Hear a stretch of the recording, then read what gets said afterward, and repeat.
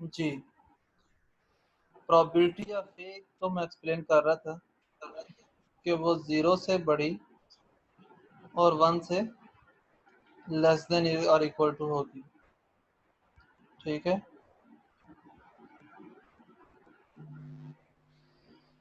क्योंकि हमारे पास कोई भी प्रोबेबिलिटी, उसमें जो फार्मूला होता है वो n of A divided by n of S होता है।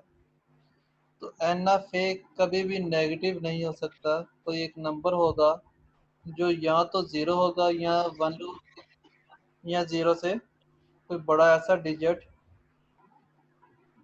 जो कि एस से नंबर ऑफ सैंपल स्पेस से इक्वल या लेस होगा।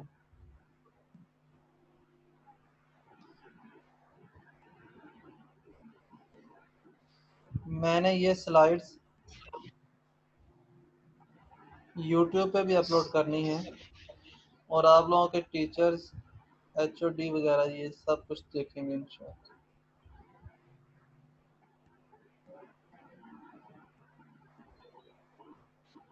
इसके बाद जो फोर्थ वन है, इसमें हमारे पास जो लॉ है उसमें लिखा है probability of A union B. अगर हमने दो सेट का यूनियन की प्रोबेबिलिटी फाइंड करनी है तो वो probability of A plus probability of B के इक्वल होगी। ये उस सिचुएशन में होगा अगर हमारे पास जो सेट्स हैं ए और बी म्यूचुअली एक्सक्लूसिव सेट हों।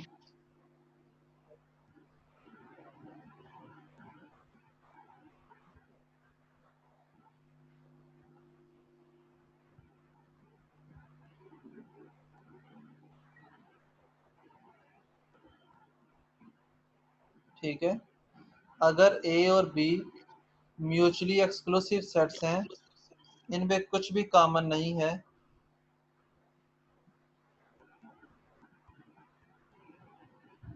तो इस सिचुएशन में probability of A plus probability of B होगा। अगर हमारे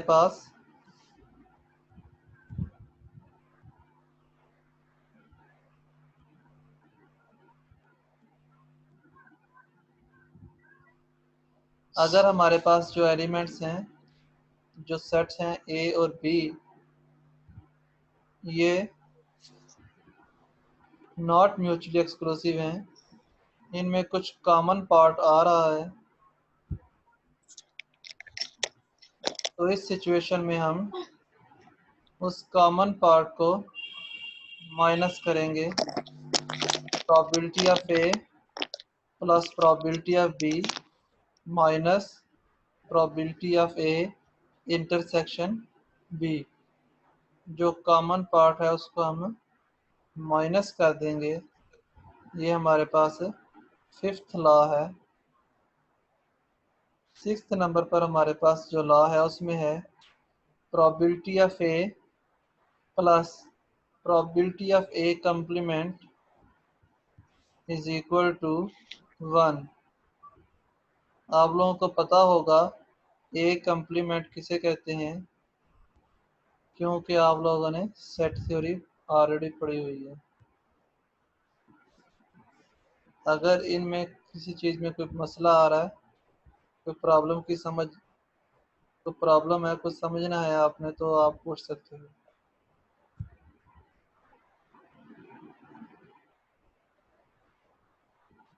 अगर कोई क्वेश्चन नहीं है तो हम नेक्स्ट स्लाइड की तरफ मूव करते हैं। सर ये थर्ड लॉ से बता दें। ये जो थर्ड लॉ है इसमें है हमारे पास प्रोबेबिलिटी ऑफ ए कोई भी एक ऐसा इवेंट है जिसकी हमने प्रोबेबिलिटी फाइंड करनी है, वो हमेशा या तो 0 से बड़ा होगा या 0 के इक्वल होगा और 1 से छोटा होगा या 1 के बराबर होगा।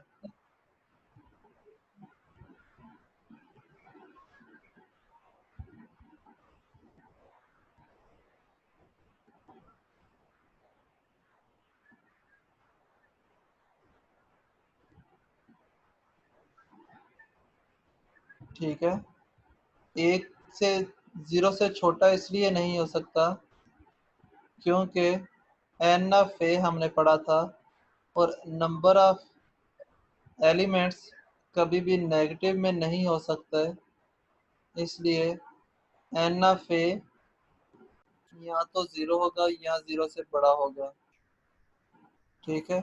इस सूरत हाल में, इस सिचुएशन में प्रोबेबिलिटी ऑफ ए 0 से लेस नहीं हो सकती। ठीक है। और एन ऑफ ए कभी भी एन ऑफ एस से बड़े नहीं हो सकते। ठीक है। N of A okay. कभी भी एन ऑफ एस से बड़ा नहीं हो सकता क्योंकि एन ऑफ एस हमारे पास एक्सट्रीम वैल्यू होगी उस सिचुएशन में, इसलिए ये एक से बड़ा नहीं हो सकता। और ये क्वेश्चन था कि ए कम्प्लीमेंट में हमारे पास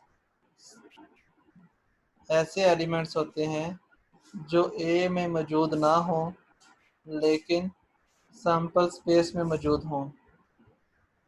ठीक है। ए कम्प्लीमेंट का फार्मूला होता है एस माइनस ए।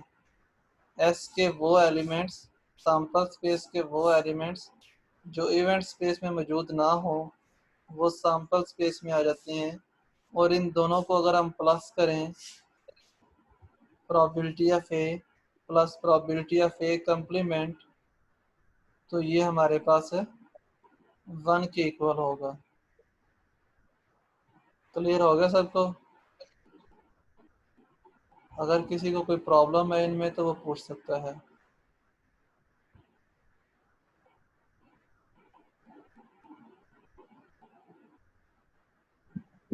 सर इसकी कोई एग्जांपल नहीं है जिसके साथ एग्जांपल के साथ समझा दें आप और क्लियर हो जाएगा।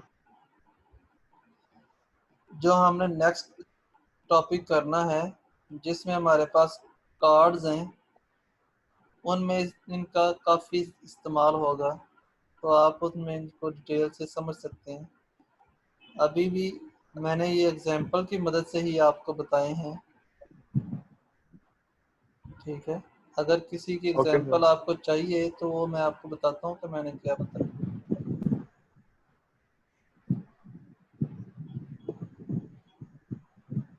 सेकंड लॉ में है प्रोबेबिलिटी ऑफ फाई एक ऐसे सेट को कहते हैं जिसके अंदर कोई भी एलिमेंट मौजूद ना हो।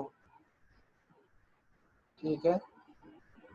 आपने एक डाइस रोल की, लूडो का दाना रोल किया, और उसमें आप चाहते हैं कि आपका 7 आए, 7 आपकी रिक्वायरमेंट है, तो सैंपल स्पेस के अंदर 7 नहीं है। ठीक है। जब सैंपल स्पेस के अंदर 7 नहीं है तो वो एक खाली सेट आ जाएगा, उसके अंदर कोई एलिमेंट मौजूद नहीं होगा। सर लेकिन लूडो का डाइस अगर यूज़ करेंगे तो उसमें ऑलमोस्ट 6 तक की डिजिट्स आते हैं, तो हम ये कैसे कंसीडर कर सकते हैं कि 7 आएगा? इसीलिए तो इसकी प्रोबेबिलिटी बताई जा रही है कि कुछ इवेंट्स इम्पॉसिबल इवेंट होते हैं। ठीक है। Probability of S is equal to 1 का मतलब है ये श्योर इवेंट है, और probability of phi is equal to 0 का मतलब है ये इम्पॉसिबल इवेंट की प्रोबेबिलिटी है। किसी भी इवेंट की प्रोबेबिलिटी 0 सिर्फ उसी वक्त हो सकती है जब वो इम्पॉसिबल हो। ठीक ओके है। सर।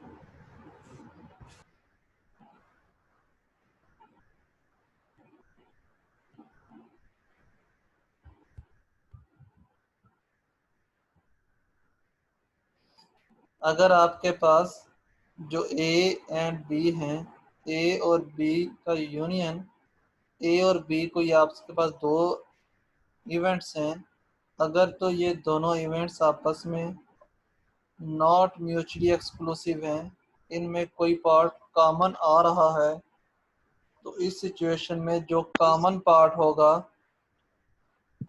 उसकी प्रोबेबिलिटी हम माइनस करेंगे। ठीक है। अगर तो कोई कॉमन पार्ट नहीं है तो फिर हमारे पास ये वाला लॉ, फोर्थ वन, ये यूज होगा। अगर तो कॉमन पार्ट आ रहा है तो ये फिफ्थ वन, ये फोर्थ और फिफ्थ कार्ड्स वाली कार्ड्स की मदद से जो प्रोबेबिलिटीज फाइंड की जाती है उसमें ये बहुत ज़्यादा इस्तेमाल होते हैं। तो ये आप लोगों को मज़ीद नेक्स्ट टॉपिक में क्लियर हो जाएगा। अगर कोई क्वेश्चन है तो पूछ सकते हो।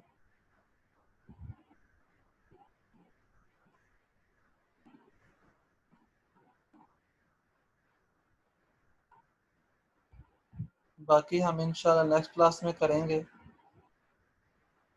ठीक है।